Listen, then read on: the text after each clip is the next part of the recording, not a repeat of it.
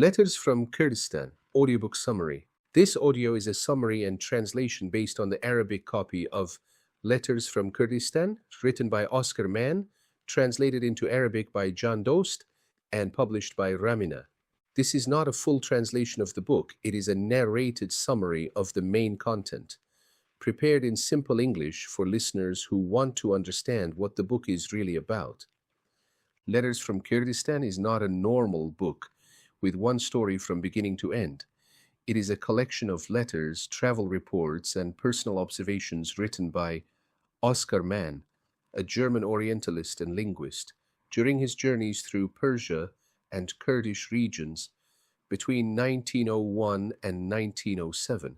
At first, the book may feel like a private diary, letters to family, reports to scholars, comments about travel, illness, money, animals, weather, and delayed post.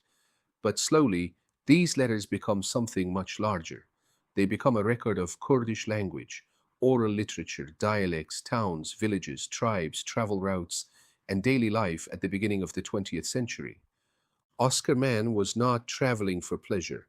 He was traveling as a researcher. His main aim was to study Kurdish and Persian dialects directly from the people who spoke them. He wanted to collect grammar, vocabulary, songs, stories, poems, folk epics, and manuscripts from different regions. The Arabic translator presents the book as an important source for understanding Kurdish society and Kurdish language, but he also warns the reader that Mann's writing often carries a colonial tone. Mann sometimes speaks about local people with superiority and harsh judgment. So the book must be read carefully. It is valuable, but it is not neutral. It gives us knowledge, but it also shows us how some European scholars looked at the East during that period. Oskar Mann was born in Berlin in 1867. He studied Oriental languages, Persian, Arabic, Sanskrit, and comparative philology.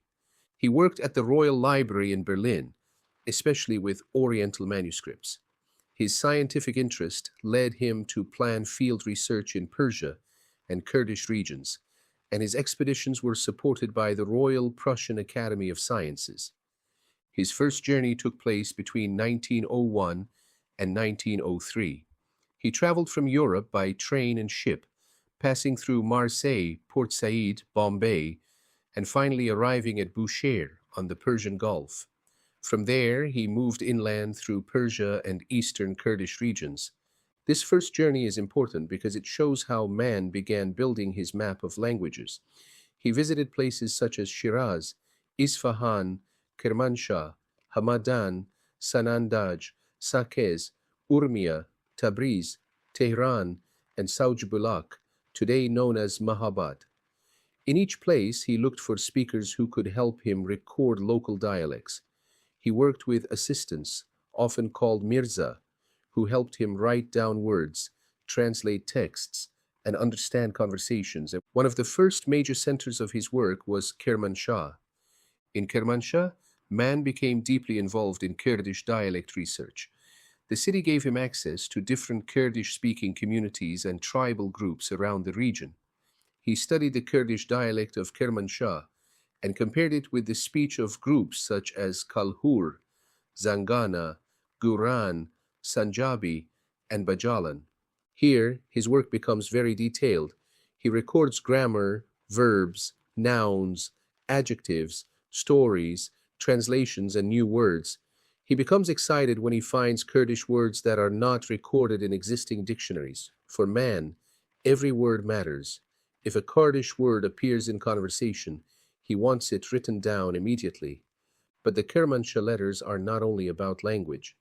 They also show the difficulty of field research. Mann writes about illness, fever, local officials, letters of recommendation, money, and the need to work with the right people. He is often weak from sickness, but the amount of material he finds keeps him working. From Kermanshah, the book moves into wider research in nearby regions. Mann travels through Luristan and other areas to understand where one dialect ends and another begins. This is not a simple journey from one town to another. For him, every road is also a linguistic border. Every village may reveal a new sound, a new word, or a new grammatical form. He studies areas such as Koramabad, Nahavand, Barujerd, Kansar, and Semnan. In these places, he compares Kurdish, Laki, Luri, and other local Iranian dialects. He is interested in how these dialects are related, how they differ from Persian, and what they might reveal about the older history of the people who speak them. One of the important reports in the book comes from Sanandaj in 1903. Maan arrives in Sanandaj on March 19th after traveling through Tehran, Saveh, Sultanabad, Hamadan, and Sonkor. In the book, Sanandaj is described as the capital of Kurdistan. For Maan, it becomes an important place for Kurdish language research. There he begins working immediately. He collects many Kurdish stories and poems, prepares a draft dictionary of the local dialect, and studies its grammar. He notices old passive verb forms and a rare verbal form connected with wishing or desire. But the Sanandaj report is not only about Sanandaj itself. In the same report, Maan also looks back at the work he had done before arriving there. He explains his research in Luristan, Kermanshah, Koramabad, Nahavand, Barujerd, Kansar, and Semnan. Through these places, he compares Kurdish, Laki, Luri, and other local Iranian dialects. So Sanandaj becomes a kind of center in the report, a place where Maan gathers Kurdish material, but also a place from which he organizes and explains what he had learned during the previous months of travel. After Sanandaj, another major place in the book is Sauj Bulak, today's Mahabad. This section is one of the most important parts of the book for Kurdish oral literature. In Sauj Bulak, Maan finds a Kurdish storyteller and poet named Rahman Baqir. Rahman Baqir knows old Kurdish epics and songs by heart. For Maan, this is a major discovery. Maan records thousands of lines from him. In one letter, he says he has written down around 8,000 lines of poetry, and now has to begin the difficult work of translating them word by word. This is one of the most powerful moments in the book. It shows that Kurdish literature was not only kept in written books, it lived in memory, it lived in voice, it lived in people like Rahman Baqir, who carried poems, songs, and stories inside themselves. For Kurdish literature, this part is extremely valuable. It gives us a picture of oral tradition before many of these materials were printed or studied by modern scholars.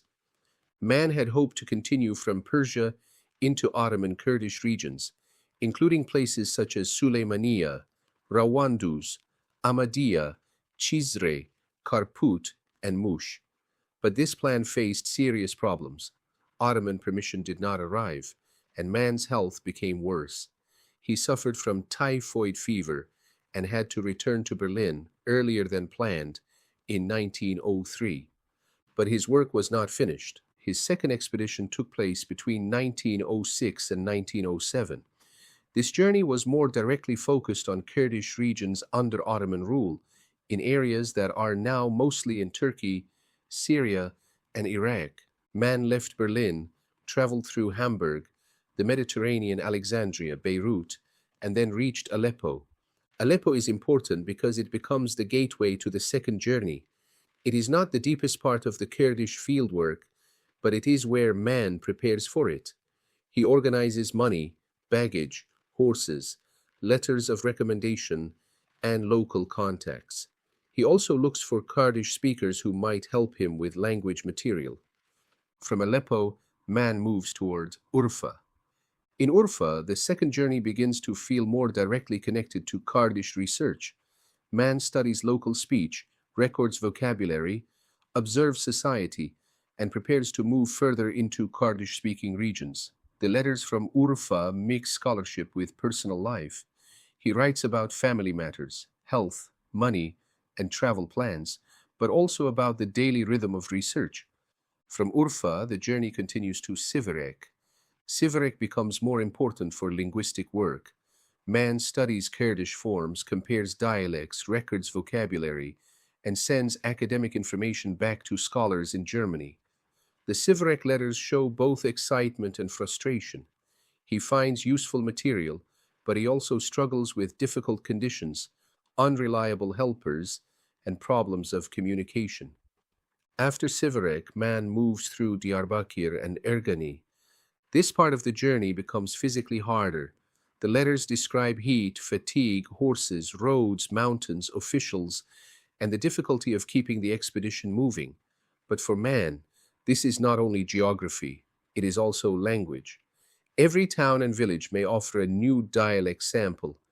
Every speaker may help him understand another part of Kurdish speech. The journey then continues toward Karput, Mazra, Mush, and Bitlis. These areas are important because they belong to a complex Ottoman world where Kurds, Armenians, Turks, and others live in close contact.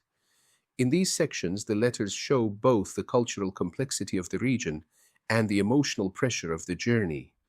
Maan writes about tiredness, uncertainty, loneliness, illness, and the difficulty of receiving letters from home. But he keeps working. He continues recording words, comparing dialects, and searching for reliable speakers. The regions of Botan, Cizre, and Zakho are especially meaningful. Botan and Cizre are not ordinary place names in Kurdish cultural memory.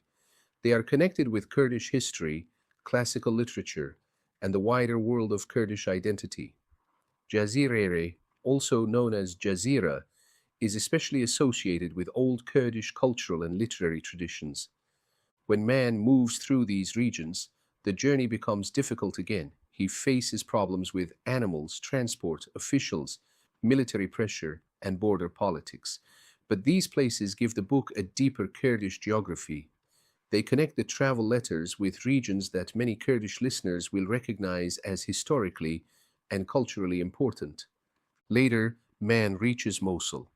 Mosul becomes a place of waiting, organizing, translating, and recovering. The letters from Mosul include personal frustration, scholarly work, visits, illness, delayed letters, bad weather, and future travel plans. Man also writes about the ruins of Nineveh and becomes angry when he sees ancient remains being damaged or used as building material. In Mosul, he also works on translating Kurdish poems he had collected earlier. His life there becomes repetitive, reading, writing, translating, visiting people, dealing with rain and muddy streets, and preparing for the next part of the journey. The book is important because it gives us a rare view of Kurdish-speaking regions before the First World War. It shows towns and villages, dialects and tribes, oral poets and storytellers, local rulers and officials, roads and borders, illness and travel, private emotions and academic ambition. It also shows how Kurdish language was studied by European scholars. Man's work helped document Kurdish dialects, oral literature, songs, stories, and epics at a time when many of these voices were not yet printed or widely known. But the book also has a difficult side. Man often writes with the attitude of a European scholar who believes he is above the people he studies. Some of his descriptions are unfair, offensive, and shaped by the colonial thinking of his time. The Arabic translator and the editor keep these elements because they show the mentality of that period. So, letters from Kurdistan should be listened to with two ears. With one ear, we hear the Kurdish voices man recorded, the dialects, poems, stories, and memories of people whose words might otherwise have disappeared. With the other ear, we hear the voice of European Orientalism, a voice that studies, collects, classifies, and sometimes judges the people it depends on. This is what makes the book both valuable and complicated. In the end, Letters from Kurdistan is more than a travel book. It is a record of language, memory, and fieldwork. It is a window into Kurdish regions at the beginning of the 20th century. It preserves parts of Kurdish oral literature and dialect history, while also revealing the colonial eyes through which many European scholars viewed the East. For anyone interested in Kurdish language, Kurdish literature, oral storytelling, travel history, or the history of orientalist scholarship, this book is an important source.